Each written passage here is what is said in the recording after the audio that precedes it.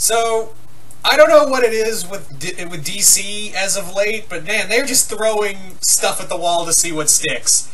You know, how about we just wait and see how Aquaman and Shazam go, and, you know, Wonder Woman 2 by extent, to see what exactly will you do next, DC, I'm just saying.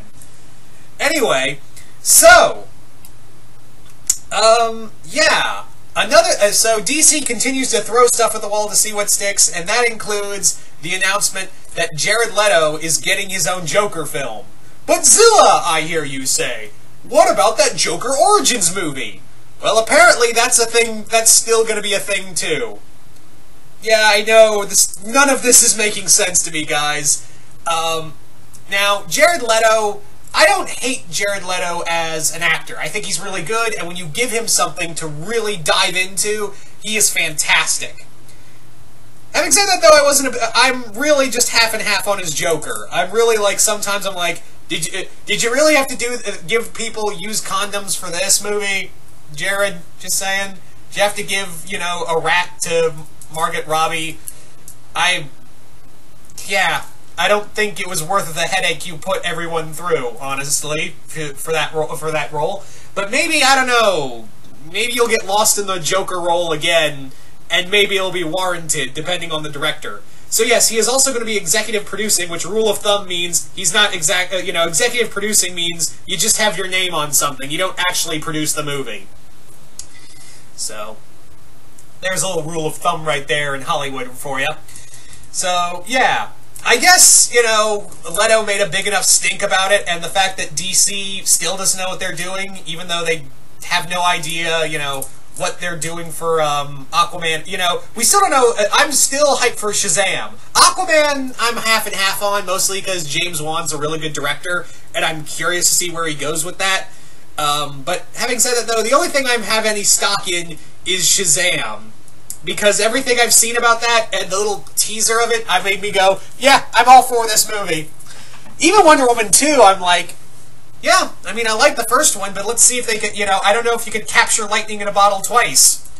So, that's kind of, and yeah, doing a Joker Origins movie and then a Joker solo movie, and keep in mind, the Joker Origin movie is in a totally, is gonna be a totally different actor, which I believe they're still talking to Joaquin Phoenix. I don't know if that's still gonna be a thing or not, but who knows. Also, we don't know the director for this movie. They haven't announced one. I don't know who you could get. Not David Ayer. Let's exclude Ayer from that. He's off trying to get Suicide Squad 2 off the ground. But who knows? Maybe you can get, you know, all I want is a good, a good villain movie. And I'll give DC props for this. I will give DC absolute props for, DC and Warner Brothers for absolute props on being the first to do villain-centric movies with Suicide Squad, and now you're trying to do a Joker film. There was also talk of a Black Adam movie. Again, talks now, because now we have the Shazam movie up and running. So, yeah, I will give total props to DC for breaking out, being the first to have something over Marvel twice now. One with having the first female-led superhero film, because yes, we did have female superheroes, but they were on an ensemble cast or supporting. So yeah, you got bragging rights with Wonder Woman, and you got them again with a supervillain movie. Technically, they did become kind of anti-heroes, but still, yeah, it's still technically supervillains.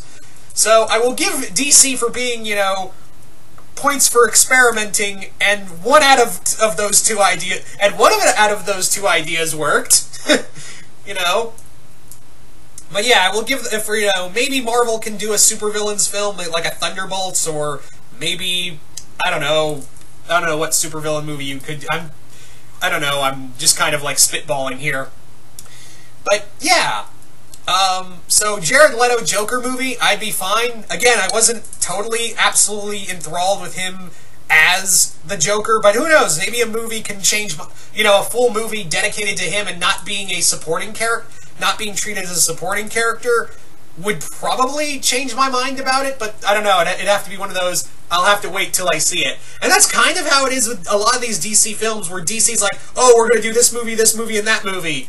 And then when a movie flops, they're like, we're gonna rethink it.